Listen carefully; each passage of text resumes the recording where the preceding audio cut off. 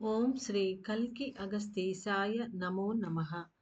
108 దినముల ఆత్మగాయత్రి సాధన స్వీకరించిన ప్రియ శిష్యులకు సదాశివుని అనుగ్రహ భాషణం. ఓం శ్రీ సదాశివాయ నమో నమః. ప్రేమమయులై శ్రీచక్ర ధ్యాన సాధనను తీసుకొని చేస్తూ దేవతల సంక్షేపణకు శివుని విస్తరణకు సహాయపడుతున్న ఆత్మలకు శ్రీ సదాశివుని పరిపూర్ణమైన ఆశీస్సులు. ఈ కలియుగ ఎల్లలో మానవులు భగవంతుని తెలుసుకొనుట కఠినమే అయినప్పటికీ దేవుడు చెబుతున్నది విని దానిని స్వీకరించి పూజించే మానవులు అందరూ శివశక్తి శక్తులను పొందగలరు. శ్రీచక్ర పూజ అనేది దేవతల సంక్షేపణకు శివాంశల విస్తరణకు జరుగుతున్నది. 108 దినముల కాలము ఒక మనిషి శ్రీచక్ర ధ్యానము చేయగలుగుతున్నాడు అంటే దాని వెనకాల ఉన్న సత్యాన్ని గ్రహించాలి. మహాశివ శక్తులను ప్రతిరోజు వికసింపజేయుట వలన మహాశివ శక్తులను ప్రతిరోజు వికసింపజేయుట వలన ఏర్పడు స్థితి ఎలాంటిది?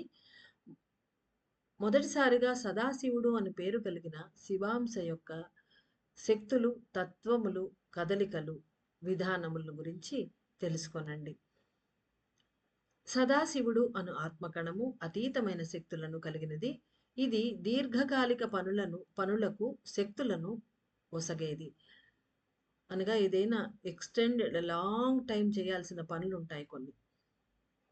ఏదైనా బుక్ రాయడం అలాంటివి, ఏదైనా ఒక వేరే పని, ఒక అసైన్మెంట్ లాంటి అలాంటి పనులకు శక్తి ఇస్తుందట ఈ ఆత్మకణం, సదాశివుడు అనే ఆత్మకణం. ఒక మనిషి తన జన్మ తీసుకునేటప్పుడు తన జీవితంలో మొదటి రోజు నుండి ఆఖరి రోజు వరకు ఆత్మ యొక్క శక్తులను ఆకర్షించి ప్రాణానికి అందించే ఉన్నతమైన పనిని చేసే ఉన్నతమైన కణమే శ్రీ సదాశివుడు అని స్తుతించబడుతూ ఉన్నది. అంటే మొట్టమొదట మన పుట్టిన రోజు నుంచి మనం వెళ్ళిపోయే రోజు వరకు ఆత్మశక్తులను ఆకర్షించి ప్రాణానికి అందించే పని ఈ మహేశ అనేటువంటి శివుని యొక్క ఆత్మకణము పని. అంటే ప్రొలాంగ్డ్ పని కదా ఇది. ఒక వ్యక్తి ఎన్ని ఏళ్ళు జీవించుంటాడో అన్ని ఏళ్ళు అంత దీర్ఘకాలమైన పని. సదాశివ శివాంశ యొక్క శక్తులు ఎప్పటికీ తరగనివి అయి ఉంటాయి. ఏ కార్యమైనా తరగని శక్తులతో ఆఖరున ఆ కార్యము నెరవేరే వరకు కావలసిన శక్తులను సదాశివ శివాంశ ఇచ్చును. దాని తత్వాన్ని గురించి తెలుసుకొనండి. ఒక మనిషి యొక్క ఆత్మలో అనేక పాదరస కణములు ఉండును. అవి ఏ శివాంశలు అని పిలువబడతాయి. వాటిలో ఒక కణమైన శ్రీ సదాశివ అనే ఆత్మ కణము యొక్క తత్వము అనేది విశ్రాంతి ఎరుగక ఆఖరు వరకు పనిచేయుటయే అయి ఉన్నది. అంతేకాక తన నివాస స్థానమును అంటే తను ఉండే స్థలమును తానే పనిచేస్తూ ఉన్నాను అనే స్థితిని ఆఖరు వరకు వెలికి తెలియనీయని తత్వము కలిగిన శివాంశయే శ్రీ సదాశివ అని తెలుసుకొనంటే ఈయన ఎక్కడుంటాడో ఎవరికి తెలీదు. ఈయన పని ఏం చేస్తుంటాడో గొప్ప గొప్ప కార్యాలు అయిపోతుంటాయి. మనం దాన్ని దాని భోగం అనుభవిస్తూనే ఉంటాము. అయితే ఇప్పటి వరకు ఈ మెసేజ్ వరకు మనకు తెలియదు కదా. మన ప్రాణశక్తికి ఆత్మశక్తులను ఇచ్చేవాళ్ళు ఎవరు, ఏ శివుడు అని మనకు తెలియదు కదా. సదాశివుడు అన్నమాట ఆయన. అంటే ఆయనంతటా ఆయన చెప్పే వరకు ఎవరికి తెలియదు. అసలు చెప్పుకోడు, తను ఎక్కడ ఉంటాడో కూడా ఎవరికి తెలియదు. అంతటి హంబుల్ ఆ తత్వం అన్నమాట ఆయనది. ఈరోజు ఆయన వచ్చారు. ఒక మనిషి యొక్క ఆత్మ అన్నది అణువులు విభజన చెందుట వలన అనేక కణములుగా ఏర్పడుతూ ఉన్నది. ఒక కణము యొక్క పరిమాణము, బరువు, కాంతి తత్వము, దాని వీర్యశక్తి మరియు అది ఏర్పరిచే ప్రకంపనలు, వైబ్రేషన్స్ మొదలైన వానిలో మార్పు ఉంటుంది. మారిపోతూ ఉంటాయి అవి. వానికి అనుగుణంగానే వాటి యొక్క తత్వంలో కూడా మార్పు ఉంటుంది. అంటే ఆత్మ అణువులు విభజన చెందుతుంటాయి. ఇప్పుడు ప్రస్తుతానికి 108 ఆత్మ అణువులు బయటకొస్తాయి, కణాలు. అనేక కణువులు, ఆత్మ అణువులు విభజన చెందితే అనేక కణాలు బయటకొస్తాయి. ఒక్కొక్క కణం, విడిపడిన కణం, ఇప్పుడు రుద్రుడు వచ్చారు, వీరభద్రుడు, తర్వాత మహేశుడు ఇలా వస్తున్నారు. వీళ్ళు ఒక్కొక్క కణము దాని పరిమాణము, బరువు, కాంతితత్వం, దాని వీర్యశక్తి, ఇంకా అది ఏర్పరిచే ప్రకంపనలు అంటే వాళ్ళు చేసే పనుల వల్ల వైబ్రేషన్స్ వస్తాయి. వైబ్రేషన్లోనే వాళ్ళ పనులు అవుతాయి. అవి మారిపోతూ ఉంటాయి. అంటే ఒక కణానికి సంబంధం ఉండదు. వానికి అనుగుణంగానే వాటి యొక్క తత్వంలో కూడా మార్పు ఉంటుంది. ఒక్కొక్క ఆత్మకణము యొక్క తత్వము మరియు దాని శక్తులు వాటి భౌతికమైన అమరికకు తగిన విధంగానే అంటే పైన చెప్పిన పరిమాణము, బరువు ఎట్సెట్రా ఏర్పడుతూ ఉంటాయి. ఒక్కొక్క ఆత్మకణం యొక్క తత్వము మరియు దాని శక్తులు వాటి భౌతికమైన అమరికకు తగిన విధంగానే ఏర్పడుతూ ఉంటాయి. ఒక ఆత్మ అనేది పూర్ణత్వం పొందిన ఒక అణువు అయినప్పటికీ సూర్యుని కేంద్రాన్ని వదిలి విస్ఫోటనం చెంది వెలికి వచ్చినందున పలు కణములుగా చెదరి పడిన స్థితిని తీసుకుంటూ ఉన్నది. అంటే ఆ స్థితికి చేరుతూ ఉన్నదది. అయితే ఒక అణువు నుండి పగిలి విడిపడి వెలికి వచ్చినందున అవి ఒకదానితో మరొకటి కలిసే ఉంటాయి. అంటే ఒకే అణువులో నుంచి వచ్చాయి కాబట్టి అవి ఒకే సెట్‌గా ఉంటాయన్నమాట. ఒక నిర్మల అణువుగా ఏర్పడి దానిలో మూల గర్భస్థ బీజమైన ఆత్మ కణమైన పాదరస గర్భస్థ బీజము నెలకొని ఉన్న స్థితి అనేది ఆ అణువు పగిలి అనేక కణములుగా మారిన తర్వాత అనేక గర్భస్థ బీజములుగా ఏర్పడుతున్నది. అంటే ఒక అణువు అది నిర్మల అణువు అనుకుంటే ఆ అణువు పగిలినప్పుడు అసలు ఆ అణువు ముడిగా ఉన్నప్పుడు అది పూర్తిగా ఉన్నప్పుడు పూర్ణమైన నిర్మల అణువుగా ఉన్నప్పుడు దాని మూల గర్భస్థ బీజం అంటే ఆ కేంద్రం, ఆ నిర్మల అణువు యొక్క కేంద్రము తిరుజ్ఞానం బుక్ గుర్తు తెచ్చుకోండి. ఇది మీకు అర్థమవుతుంది. ఆ నిర్మల అణువు మూల కేంద్రం లోపల గర్భస్థ బీజం ఉంటుంది. గర్భస్థ బీజం అంటే న్యూక్లియస్. అది ఆత్మకణమైన పాదరస గర్భస్థ బీజము నెలకొని ఉన్న స్థితి. అంటే ఆ నిర్మల అణువు లోపల ఆత్మకణం ఉంటుంది. అది పాదరసంతో తయారై ఉంటుంది ఆ గర్భస్థ బీజం.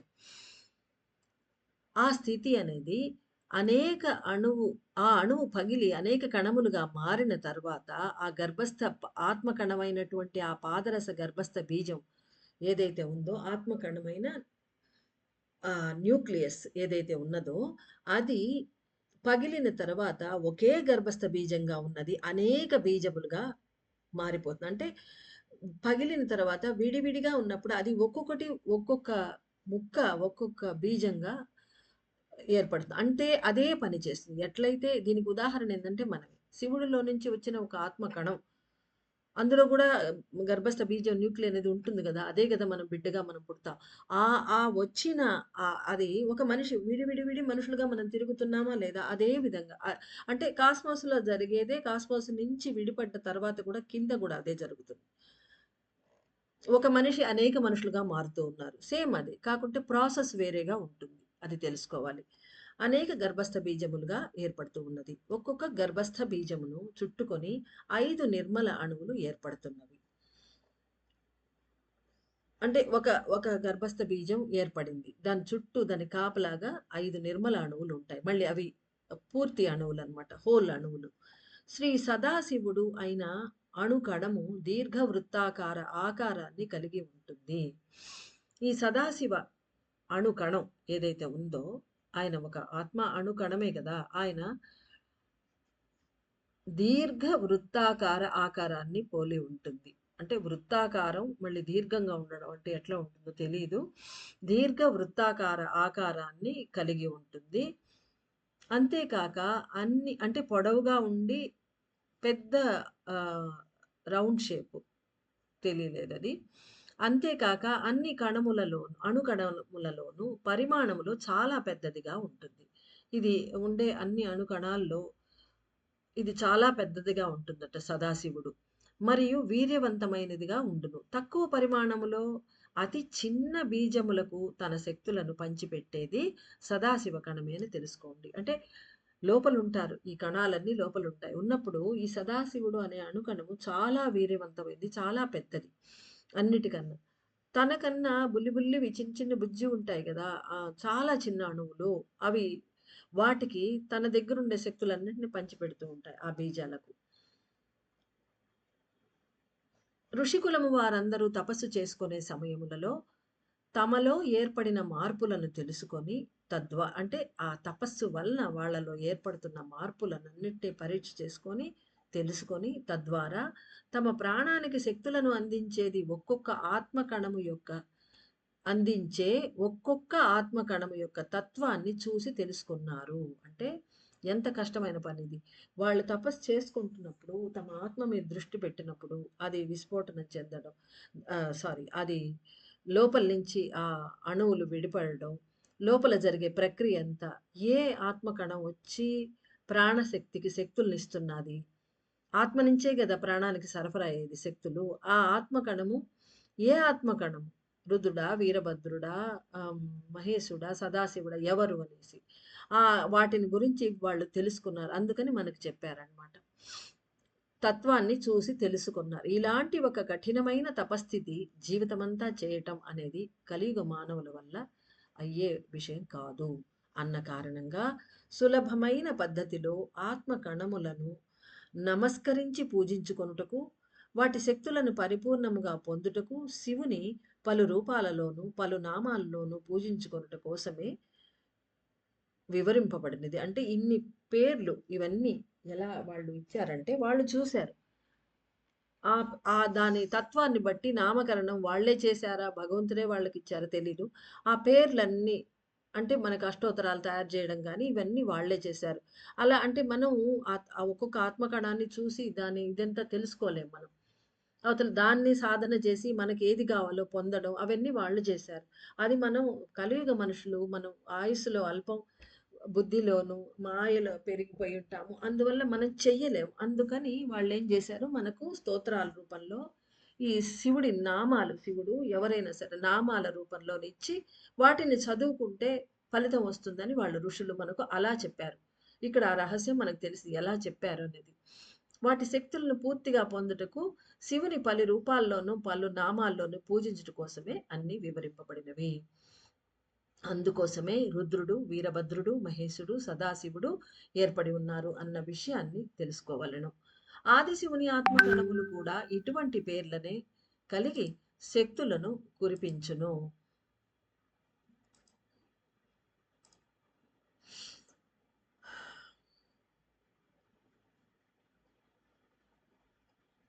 ప్రతి ఒక్క మనిషి శ్రీచక్ర ధ్యాన సాధన చేసి ఆది దీప గాయత్రి అను శ్రీచక్ర గాయత్రి మంత్రాన్ని అంటే ఇక్కడ శ్రీచక్ర గాయత్రి అన్నారు దీన్ని.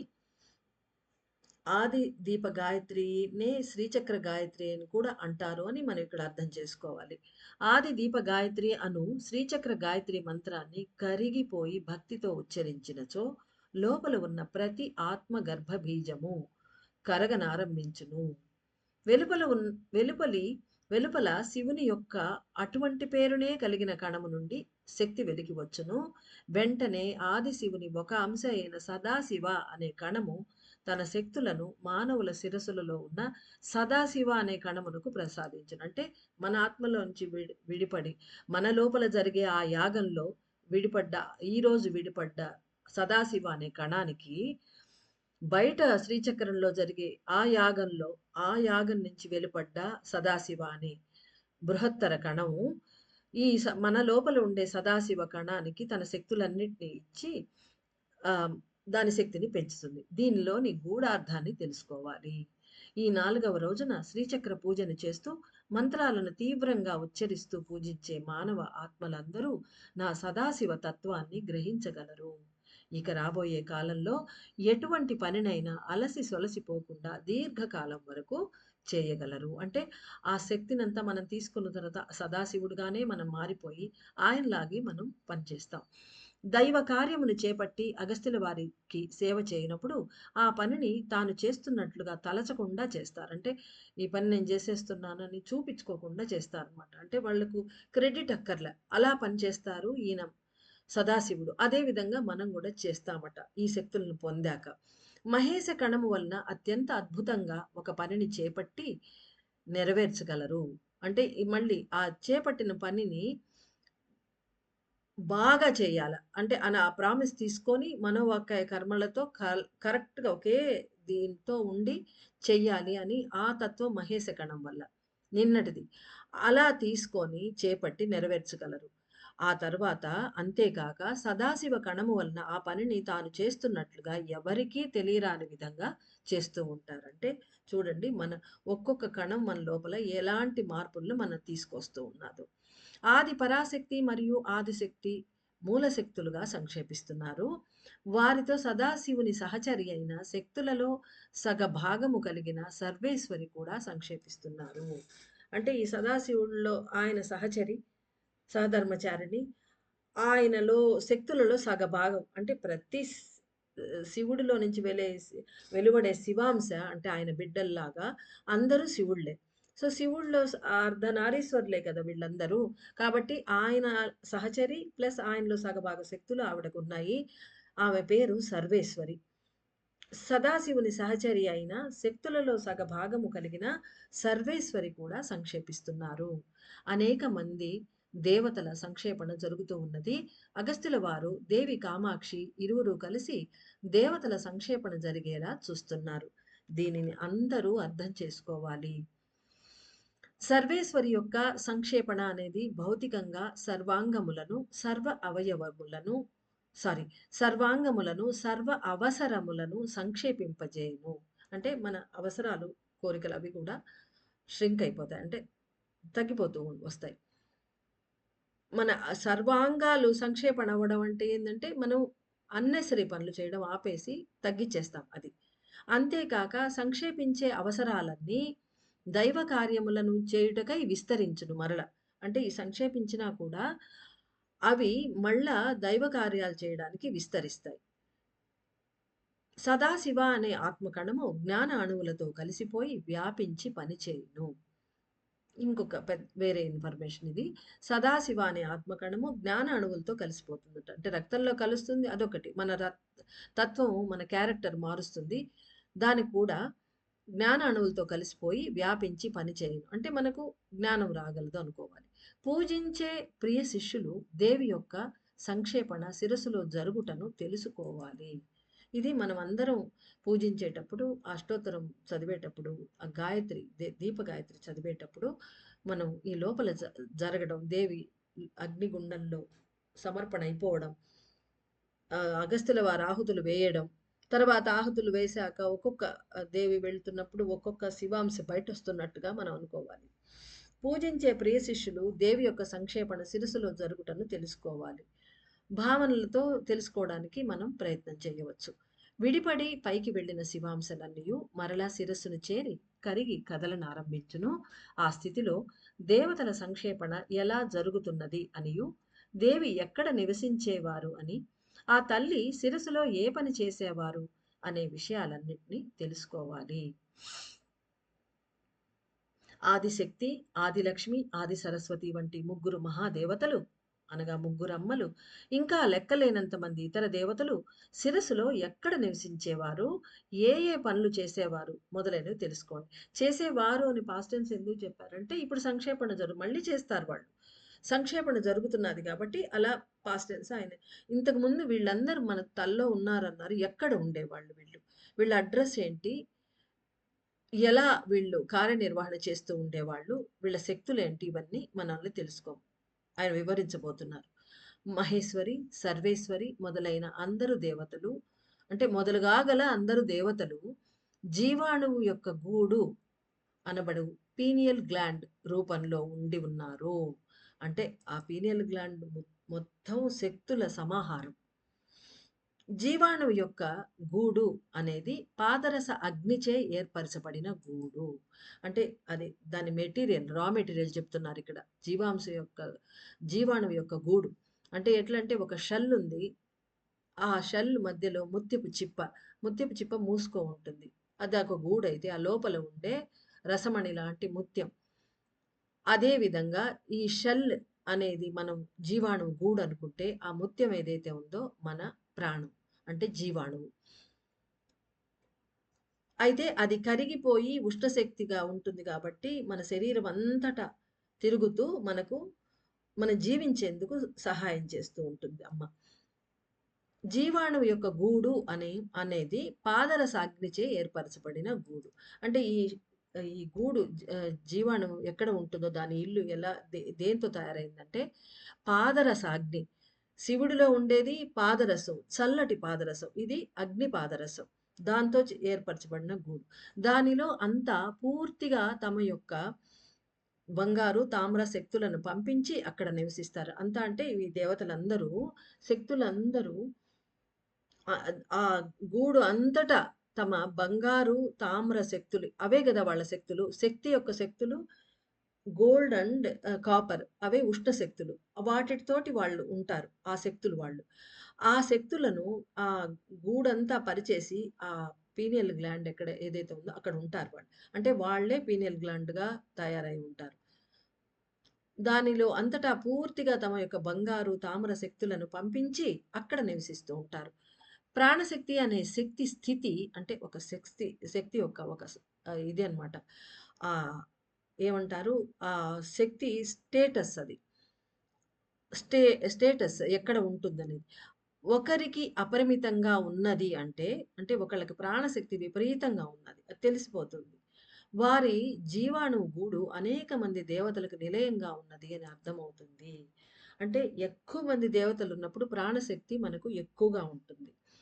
అది మన మొహంలోనే ఆ కాంతి అనేది మనకు తెలిసిపోతూ ఉంటుంది. ఒక ప్రాణశక్తి హీనమైపోయి అంటే ఆక్సిజన్ లెవెల్ పడిపోయినాయి వీడికి అని ఆక్సిజన్ ఎక్కిస్తూ ఉంటారు. వాడి మొహం పీలగా పేలవంగా అయిపోయి పీల్చుకుపోయినట్టుగా ఉంటుంది. శక్తిహీనం అంటారు. తెలియకుండానే మనం అంటుంటాం శక్తిహీనం అయిపోయినాడని.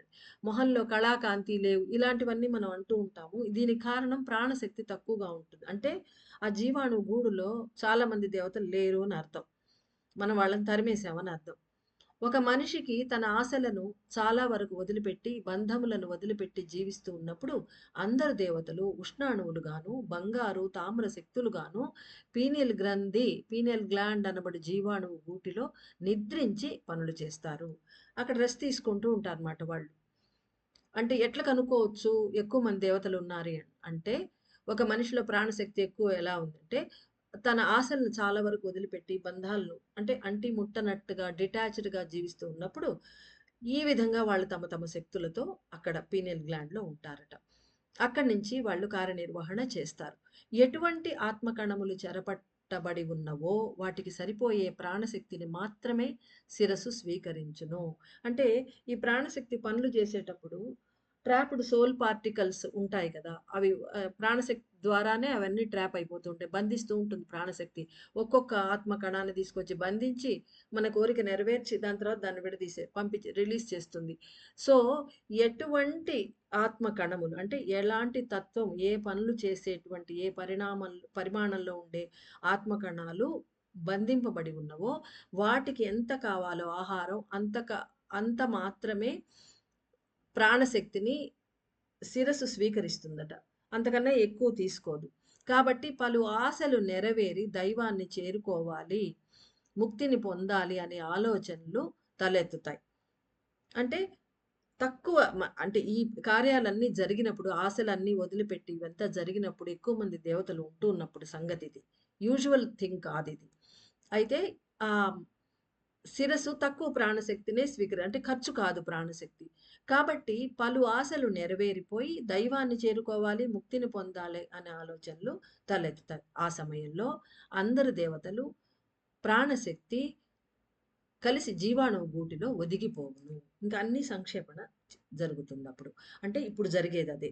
అయితే కేంద్రంలో ఉన్న బిందువు అనే అగ్నిగుండంలో కలిసిపోయి కుచించుకున్న స్థితిలో ఉండి ఆత్మ గర్భస్థ బీజము అనే శివాంశను కరిగించాలి.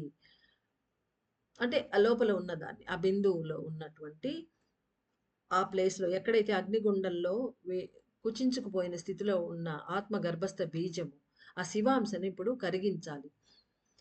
అప్పుడే శివుని తత్వమైన పాదరస తత్వమును పొంది ఆత్మ గర్భస్థ బీజము వలె రూపాంతరం చెంది బిందువులో సంక్షేపించ వీలగును. ఇది 2, 3 సార్లు చదివితే గాని కొంచెం అర్థం కాదు. అంటే ఈ ఏం అగ్నిగుండంలో ఒదిగిపోయున్న స్థితిలో ఈ బిందువులో శక్తులుంటారు.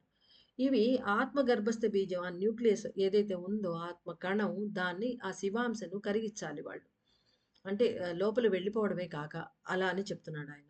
అప్పుడు ఏమవుతుంది అలా చేసినప్పుడే శివుని తత్వం ఏది పాదరస తత్వం. ఆ తత్వాన్ని ఎప్పుడైతే దాన్ని ఆత్మ గర్భస్థ బీజాన్ని ఈ అగ్నిగుండంలో దూకిన తర్వాత ఈ శక్తులు వాటిని కరిగిస్తాయో, కరిగించినప్పుడు ఆ శివుడి తత్వం వీళ్ళకి చేరుతుంది ఈ శక్తులకు. పాదరస తత్వాన్ని పొందుతారు. పొంది వీళ్ళు ఆత్మగర్భస్థ బీజం వలె రూపాంతరం చెంది వీళ్ళు ఆత్మగర్భస్థ బీజంలాగా, న్యూక్లియస్‌లాగా వీళ్ళు తయారైపోతారు. అంటే అదలా బదిలీ అయిపోతుంది. వీళ్ళు వాళ్ళుగా, వాళ్ళు వీళ్ళుగా మారిపోతారు. ఎందుకంటే పోర్ట్‌ఫోలియో మారిపోతోందిప్పుడు. బిందువులో సంక్షేపించ వీలగును. అప్పుడు గాని బిందువు లోపల వీళ్ళు సంక్షేపించలేరు. ముందు అగ్నిగుండంలో కలిసిపోతారు ఫస్టు. వాళ్ళు ఒదిగి శక్తులు విస్తరించి కాకుండా ఒక కండెన్స్‌డ్ స్టేట్‌లోకొచ్చేస్తారనమాట. అంటే ఇప్పుడు మనం ఒక ఫైల్ కండెన్స్ చేసి ఉంటాం. దాంట్లో చాలా ఫైల్స్ ఉంటాయి. అవి కనపడవు మనకు. దాన్ని క్లిక్ చేస్తే గాని కనపడవు. అలానే ఒక లడ్డు తయారు చేసినప్పుడు చాలా రవ ముక్కలు విదజల్లితే రవ ఇల్లంతా పరుచుకుంటుంది. అట్టు కాకుండా లడ్డు చేస్తే ముద్దగా ఆ పరిస్థితిలో శక్తులందరూ అలా ఉంటారక్కడ. దాంట్లో. అగ్నిగుండంలోకి వెళ్ళిపోతారు. వెళ్ళి తమ ఉష్ణశక్తినిచ్చి ఆత్మ గర్భస్థ కణం శివాంశను కరిగిస్తారు. కరిగించినప్పుడు అక్కడ పాదరస తత్వాన్ని పొంది ఆత్మ గర్భస్థ బీజం వల్లే అంటే పాదరసం అణువులాగా మారిపోతారు వాళ్ళు. బిందువులు అప్పుడు మాత్రమే బిందువులో సంక్షేపించ వీలగును. అంటే ఈ పారాగ్రాఫ్ చాలా ఇంపార్టెంటు. బిందువులో సంక్షేపించడం మనం చెప్పుకుంటున్నాం గానీ, బిందువులో ఎలా సంక్షేపిస్తున్నారు వీళ్ళు అంటే ఇది అన్నమాట. ఈ ప్రాసెస్ అయితే కానీ వాళ్ళు దే కెనాట్ కండెన్స్ ఇన్‌సైడ్. తమ ఇంటిలోకి వెళ్ళాలన్నా కూడా వాకిలి తెరిచి ఉంటేనే లోనికి ప్రవేశించ వీలగును. ఎందుకంటే జీవాణువు గూడు, బిందు స్థానం అనేది అమ్మది. అమ్మలందరూ లోపలికి వెళ్ళినా గూడా తలుపు తెరుచుకోకపోతే వాళ్ళు లోపలికి వెళ్ళలేరు. అందువల్లనే మన ప్రాణశక్తి ఇన్ని రోజులు ఆహ్, లోపల సంక్షేపణ కాలేదు. ఎందుకంటే ఆమె విస్తరించి ఉన్నది. ఉష్ణశక్తిని కలిగి ఉన్నది. ఈమె ఆ బీజాలలాగా పాదరస చల్లటి శీతల తత్వాన్ని తీసుకొని గడ్డగట్టిపోవాలి. అప్పుడు మాత్రమే ఆమె వెళ్ళగలదన్నారు. ఆమె ఇల్లది. అయితే కూడా వాకిలి తెరిచుంటేనే లోనికి ప్రవేశించ వీలగును. ఎందుకంటే బిందువులోకి పాదరసము, వెండి శక్తులు కలిగిన బీజములు మాత్రమే ప్రవేశించగలవు. ఆ బిందువులో ఉండే శివుడి అంశలు, శివశక్తులు ఏవైతే ఉన్నాయో వాటికి పాదరసము, వెండి శక్తులు మాత్రమే ఉంటాయి. అవి గడ్డగట్టి ఉంటాయి. అందుకని అవి మాత్రమే అక్కడ ఎంటర్ అవ్వగలవుగట బిందువులోకి. ఇప్పుడు ఈ శక్తి విస్తరించిన శక్తి లోపలికి వెళ్ళాలి అంటే వీటిని కరిగించి వీటిని బయటకి పంపించేసి వాటి రీప్లేస్‌మెంట్ వీళ్ళు చేస్తారన్నమాట.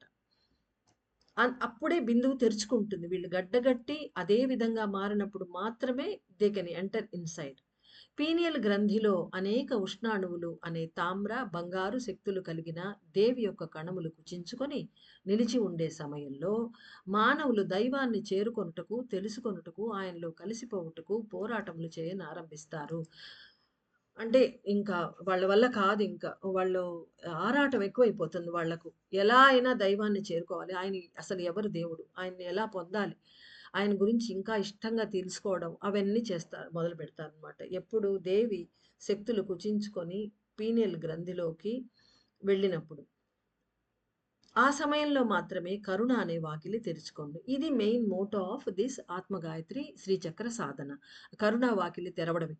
ఈ ప్రాసెస్ అంతా జరిగినప్పుడు మనలోని ఇలాంటి మార్పులొచ్చి శక్తులు కుచించుకున్నప్పుడు మాత్రమే కరుణ అనే వాకిలి తెరుచుకొనగలదు. బిందు స్థానమే కరుణ అనే వాకిలి.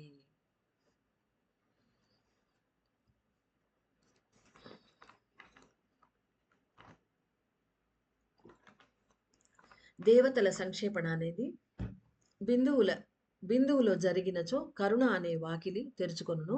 ఆది దీపములు అన్ని ఆది దీపములు అన్ని ప్రదేశాలలో నెలకొనుటకు శ్రీచక్ర ధ్యానం సాధన, దేవతల సంక్షేపణ, శివాంశల విస్తరణ జరిగి తీరాలి.